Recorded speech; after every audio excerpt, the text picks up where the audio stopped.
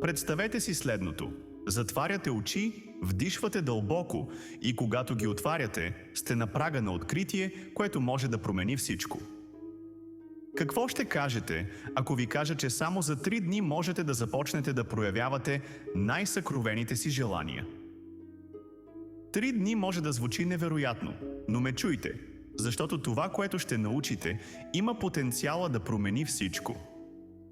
Ами ако единственото нещо, което стои между вас и живота, за който сте мечтали, е просто начинът, по който мислите. Представете си, че умът ви е ключът към отключване на реалността, за която копнеете. Това не е магия. Тя се корени в науката за ума. Днес ще ви разкрия един мощен метод, който много хора са използвали, за да проявят най-големите си мечти. Богатство, здраве, любов и успех.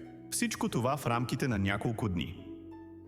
През годините съм изучавал силата на ума и човешкия потенциал. Бил съм свидетел на забележителни промени. Хора, които се излекуват от болести, създават изобилие, намират сродната си душа, дори когато надеждата е изглеждала изгубена. Те са постигнали тези резултати, като са възприели една проста истина.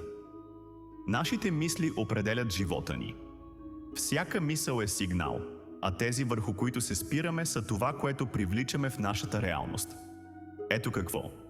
Повечето хора несъзнателно се фокусират върху грешните неща – страхове, съмнения и притеснения. И неволно привличат повече от същите. Но вие сте тук, защото сте готови за промяна. Затова ето как да започнете. Стъпка 1. Визуализирайте го преди да се случи. Създайте толкова ярка представа за целта си, че умът ви да повярва, че тя вече е ваша. Това не е просто мимолетна мисъл. Тя трябва да бъде ясна, подробна и силна. Ако искате да получите нова работа, не си представяйте само заглавието. Представете си себе си в тази роля, усещайте удовлетворението, изпитвайте вълнение всеки ден. Визуализацията трябва да се практикува като тренировка за ума ви. Колкото по-постоянно виждате и усещате това, което искате, толкова по-силен сигнал изпращате. И ето един важен аспект – емоциите. Визуализацията сама по себе си няма да работи без нея. Емоциите са горивото за вашите мисли. Представете си радостта, благодарността и удовлетворението от това, че сте постигнали мечтата си и им позволете да ви изпълнят. Тази емоционална енергия усилва мислите ви и ги прави магнетични. Стъпка 2. Посветете се на тази визия в продължение на 3 дни. През следващите 72 часа се потопете изцяло в желаната от вас реалност. Всяка сутрин, когато се събуждате, визуализирайте и се чувствайте така, сякаш целта ви вече е постигната. Когато намерите спокойни моменти през деня, се връщайте към тази визия. Всяка вечер повтаряйте това.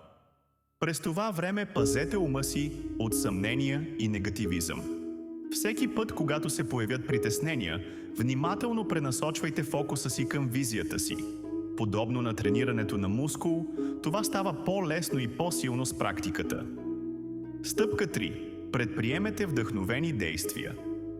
Само визуализацията не е достатъчна. Действието е мостът между вътрешната визия и външната реалност. Но не действайте от страх или отчаяние. Вместо това, действайте от място на вълнение и очакване.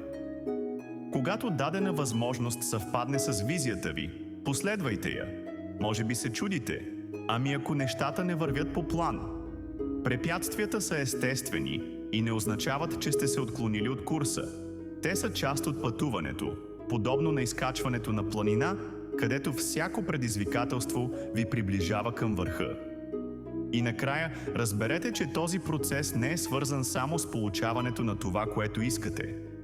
Става дума за това да се превърнете в човек, който по естествен начин привлича успеха, изобилието и удовлетворението. Когато се посвещавате на тази практика ежедневно, не само външният ви свят се променя.